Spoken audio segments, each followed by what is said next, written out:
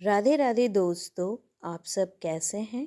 आज हम आपको एक सबसे बड़ा कहानी सुनाने जा रहे हैं जिसका नाम है सबसे बड़ा पुण्य। एक राजा बहुत बड़ा प्रजा पालक था। हमेशा प्रजा के हित में प्रयत्नशील रहता था। वह इतना कर्मठ था कि अपना सुख ऐसो आराम सब छोड़कर सारा समय कल्याण में ही लगा देता था। यहाँ तक कि जो मोक्ष का साधन था अर्थात भगवत भजन, उसके लिए भी वह समय नहीं निकाल पाता था। एक सुबह राजा वन की तरफ भ्रमण करने के लिए जा रहा था कि उसे एक देव के दर्शन हुए।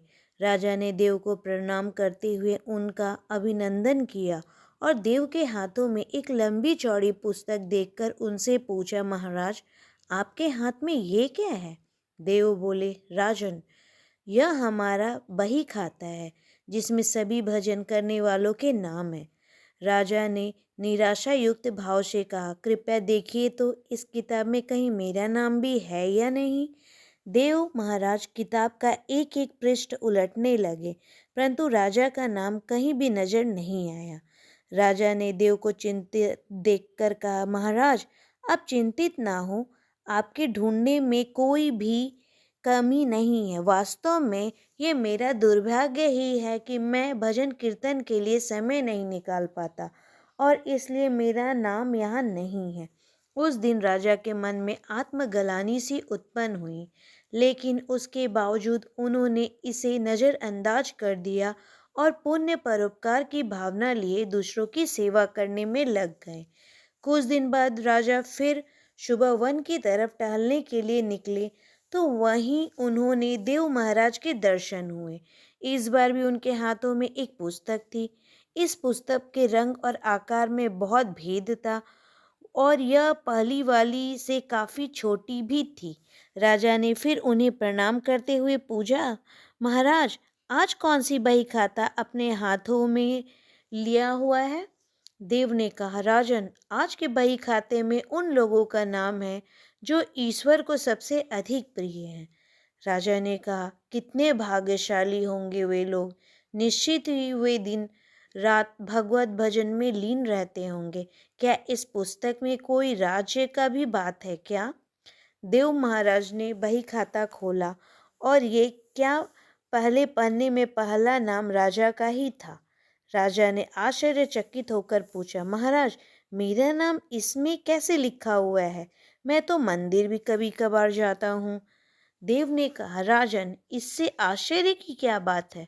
जो लोग निष्काम होकर संसार की सेवा करते हैं, जो लोग संसार के ऊपर में अपना जीवन अर्पण कर देते हैं, जो लोग मुक्ति का लोभ भी त्याग कर प्रभु के निर्बल संतानों की सेवा सहायता में अपना योगदान देते हैं, उन त्यागी महापुरुषों का भजन स्वयं ईश्वर करता है। हे राजन, तुम मत पछता कि तुम पूजा पाठ नहीं करता, लोगों की सेवा कर तू असल में भगवान की ही पूजा करता है।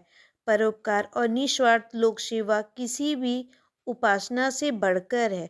कर्म करते हुए 100 वर्ष जीने की इच्छा करो तो कर्म बंधन से लिप्त हो जाओगे। राजन, भगवान दीनदयाल है, उन्हें खुशामद नहीं भाती बल्कि आचरण भाता है। सच्ची भक्ति तो यही है कि परोपकार करो, दिन दुखियों का हित साधना करो।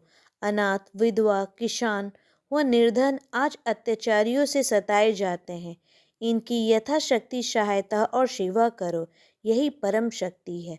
राजा को आज देव के माध्यम से बहुत बड़ा ज्ञान मिल चुका था और अब राजा भी समझ गया था कि परोपकार से बड़ा कुछ भी नहीं और जो परोपकार करते हैं वही भगवान के सबसे प्रिय होते हैं।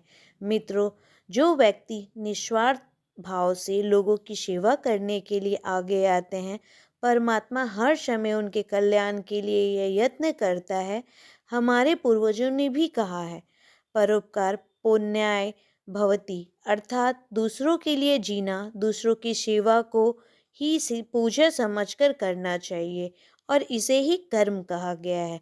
परोपकार के लिए अपने जीवन का सार्थक बनना ही सबसे बड़ा पुण्य है और जब आप भी ऐसा करोगे तो स्वतः ही आप वह ईश्वर के प्रिय भक्तों में शामिल हो जाएंगे। राधे राधे दोस्तों, आप सबको ये कैसा लगा प्लीज़ कमेंट में ज़रूर बताइएगा।